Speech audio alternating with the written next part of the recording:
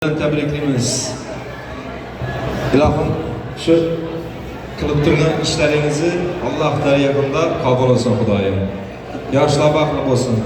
Endi mendan birdan ko'p inaki o'g'illarning do'stlari birashlarni so'rab turibdi, izindan keyin yalla qilaveramiz. Birdan san'atkorlar ko'p, uzr so'rab o'taman.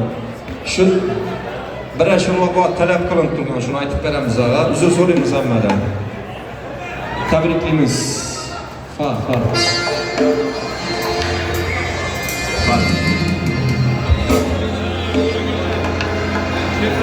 Canım ölerse nezbirla baki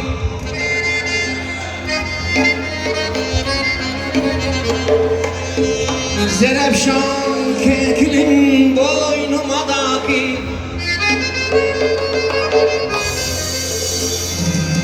Kete göz oynatıp al, kete kaş kaki Canan aziz yarım bir zaman koyul Barayın yanına, barayın rahat Hava! Şiikli dildarım bir zaman koyul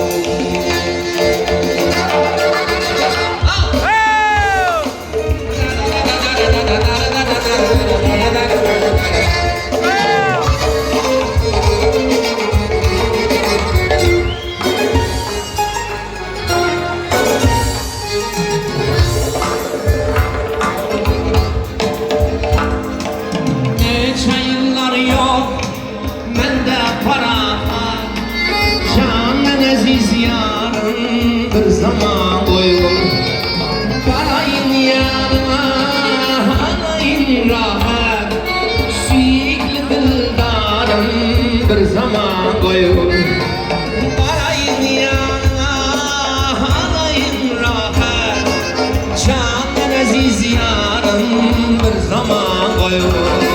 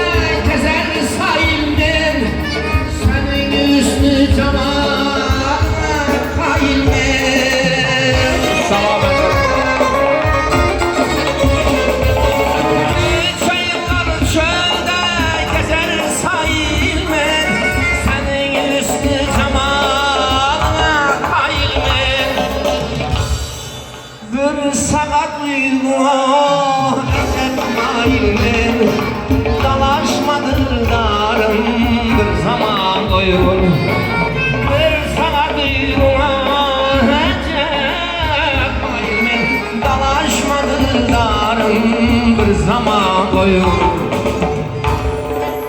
Barayın yanına alayın rahat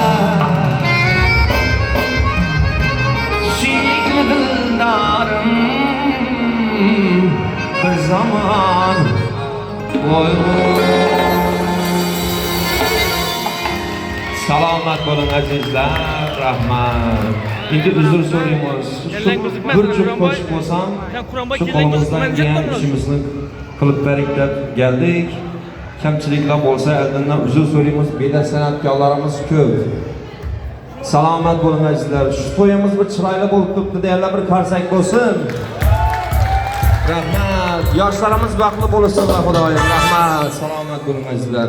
Shu sostavdagilar ham rahmat tilaymiz. Salomat bo'linglar.